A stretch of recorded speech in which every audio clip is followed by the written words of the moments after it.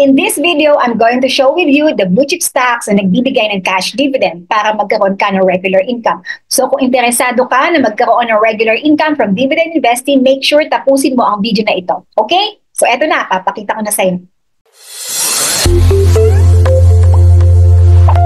Disclaimer muna. You have to take your due diligence to verify the data na ipapakita ko. At syempre, mas maganda pa rin na i-analyze mo yung stocks, okay? And this is not a financial advice. I'm just sharing with you kung paano ko chine-check yung mga dividends ng blue chip stocks. So, una, paano mo muna malalaman na blue chip stocks? Ang gawin muna natin ay pumunta tayo sa pse.com.ph, which is the Philippine Stock Exchange website na link, okay? And then after that, pumunta ka dito sa may market information and then indices composition. Para makita natin yung blue chip stock in real time. Pero yung blue chip stock kasi na to, 30 sila, laging 30, but I mean, yung 30 stocks na nakikita mo dito, so this is as of January 12, 2024, yung 30 na to, possibly pag chinek mo some other time, hindi ko alam kung kailan ito mapapalitan, ay pwedeng may matanggal dito at may madagdag. So, mas maganda pa din na before you check yung mga high-paying dividends ng blue chips ay make sure na alamin mo yung mga blue chip stocks, okay? Pero ako kasi, ang ginagawa ko is I tabulate ang mga blue chip stocks kasi ang pinipili ko yung mga laging present sa blue chips dahil nga may natatanggal eh. So, kung gusto mo talaga ng worry-free and stress-free investing, mas maganda na i-tabulate mo lahat to. So, kunwari ngayon, January 12, i-tabulate mo, sino ba yung mga blue chips ngayon? So, 30 yan. And then, pag silip mo, siguro, pag napalitan ulit ito, ang gawin mo ay, i-check mo ulit, i-tabulate mo, baka may natanggal. So, hanggang sa dumami yung data mo, hanggang sa makita mo na kung sino yung pinakalaging present sa blue chips, doon ka na lang mag-invest para at least ay worry-free and stress-free ka. Pero isang qualifier lang yon. Hindi naman ibig sabihin na yun na yun. Kasi may tinatawag pa tayong fundamental analysis. But for now, ang i-share ko muna is the dividend investing. One at a time muna tayo, okay? Panoorin mo na lang yung next video ko about fundamental analysis para at least mag-guide ka step by step. But for now, blue chips muna tayo na dividend investing, okay? Ang assumption natin, for example, ay 2023 last year, so ngayon ay 2024. Ang ginagawa ko lang doon is tinitingnan ko yung summary noong 2023 kung kailan sila nagbigay ng dividend at ilan yung percent yield. So ang gagawin ko, yun yung gagawin kong basis for 2024. So ganun na lang yung pwede nyo din gawin. Okay, so how will you do that? After you check nga itong blue chip stocks, ang gagawin mo, pwede kang pumunta sa investing.com. So this is the link. Dito ako nag-check ng mga dividends kasi mas madaling i-check, nakatabulate sila at nakasummarize. So for example, let's have, siguro I'll give you 3 examples for this video. Kasi dahil madami to, 30, medyo tatagal yung video natin. At the same time, baka mainit kayo, but you can do it on your own. This is how you're going to do it. So let's take, for example, the PLDT. PLDT is TEL, yung kanyang stock symbol or stock code. So ito siya, TEL. Pag itatype mo dito yung TEL sa investing.com, okay, hanapin mo yung Philippine flag. Philippine flag na TEL. Search mo lang yan. And then, hanapin natin yung Philippine flag na TEL. So, eto yun. I-click mo to. Yan. And from here, makikita mo na yung history ng TEL kung kailan siya nagbigay ng dividend. Pupunta ka sa, ang link na kiklik mo dyan ay financials. And then, here, dividends.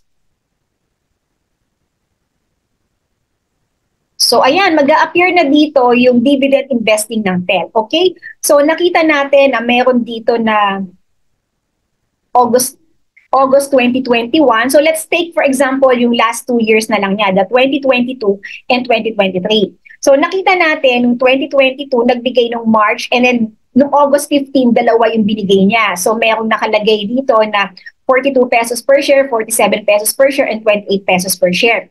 So yung April naman 2023 nagdalawang beses din. 14 pesos and 45 pesos per share. And then yung August 14, 2023, 49 pesos per share. So kung ako yon, ang thinking ko dito, since 2022, 3 beses na merong dividend, and then 2023, 3 beses, probably ang thinking ko sa 2024, baka ganito rin yung ibigay niyang 3 beses na dividend din. At the same time, ay malapit sa date na nakalagay dito. So ganun yung magiging thinking ko. Pero hindi ko po siyang gawin na perfect na same date na ibibigay niya kasi tingnan mo to August 15, March 14, tapos April 3, March 14, 2022, April 3, 2023, August 15, 2022, August 14, 2023. So ako ang thinking ko lang dyan, magbibigay siya na malapit sa mga date na yan at the same time 3 beses. Pero wag mo siyang gawin na perfect na as is yung makikita mo ha, pwedeng magbago yung dividend per share na ibibigay. Like dito, nakita naman natin na nagbabago siya, okay? So basta, ako, basis ko na to na, nagbibigay pala siya ng dividend regularly. Kasi 2 years na siyang, 2 years na nakita natin dito na nagbigay ng dividend. Okay, so make sure na yung link na ikiklik mo ay TEL ng Pilipinas. Kasi nga, may ka-stock symbol siya sa ibang bansa. Okay, so ayan, nakalagay Philippine flag. And then i-check natin ulit dito, nakalagay dito na meron pang, for example, let's check the Meralco. So, Meralco. Ayan, Meralco. Nasa blue chip stock siya. So, ikiklik mo ulit dito or itatype mo dito yung MER. Okay, so just click enter. And then eto, Philippine flag, MER. So, ayan, click natin yung MER, Philippine flag. And mag-appear ulit dito yung MER. Click mo ulit yung financials. So, verify mo ulit MER, Pilipinas. And then financials and then dividends. Okay? And after that, makikita mo ulit yung history niya. So, pag may nakalagay na show more, i-click mo lang ng i-click hanggang lumabas yung show more. Kasi ibig sabihin may mga data pa siyang ipapakita. Okay? So, at least nakita mo na madami kang history. So, since 2019, 3 beses noong 2019, 3 beses noong 2020, 2 beses noong 2021, 2022, 2 beses, 2023, 2 beses. So, ang thinking ko na lang dyan, probably 2 beses din yung i-expect ko next year. This year pala kasi 2024 na ngayon. Pero huwag mong isipin na exactly the same ha. Again, pwedeng hindi, pwedeng mas malaki, pwedeng mas maliit. Okay? Kasi tingnan mo to, nung 2019, 3 beses nagbigay ng cash dividend, 2020, 3 beses nagbigay ng cash dividend, and 2021, 2022, 2023, 2 beses na lang. So, para dun ka na lang sa safe side, isipin mo na lang na 2 beses din probably ngayong 2024 at hindi nalalayo yung dividend per share dito. Pero hindi eksakto kasi nababago. At least, you have an idea na magbibigay pala siya ng cash dividend. So, meron kang aasahan na regular income from this blue chip, okay? Next, let's take for example the Metro Bank. So, ayan, blue chip din ang Metro Bank. Ganun pa din, punta ka sa investing.com, type mo yung MBT, and then i-enter mo, or you may click this. So, and then i-click mo yung Metro Bank. Make sure na Pilipinas, na Philippine flag pa din yung nakiklik mo. And then puntahan mo ulit yung financials, then dividends. I-click mo yung financials and dividends pa din.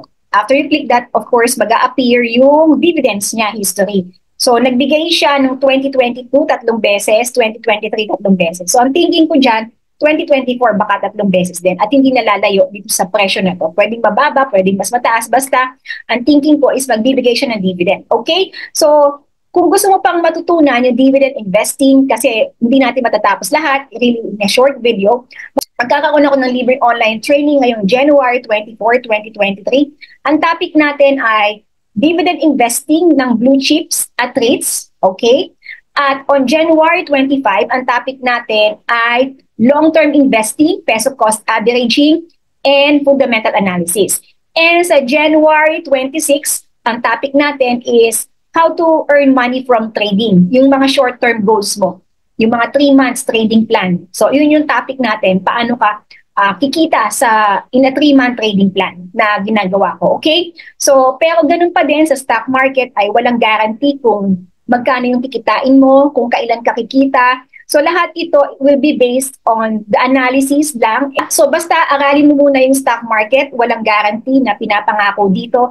Ang kailangan mo munang alamin is really how to invest in stock market, okay? So, pati yung how to start investing, ituturo natin yan sa January 24. Okay, 7 p.m. ng gabi ang ating mga trainings. So, make sure to register. Ilalagay ko yung link dito at sa comment section. Okay, kung nagustuhan mo yung video na to, At kung natuto ka, please like naman and pwede mo rin i-share.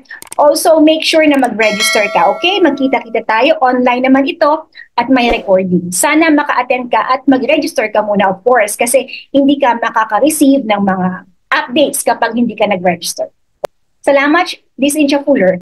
I'll see you in my next video.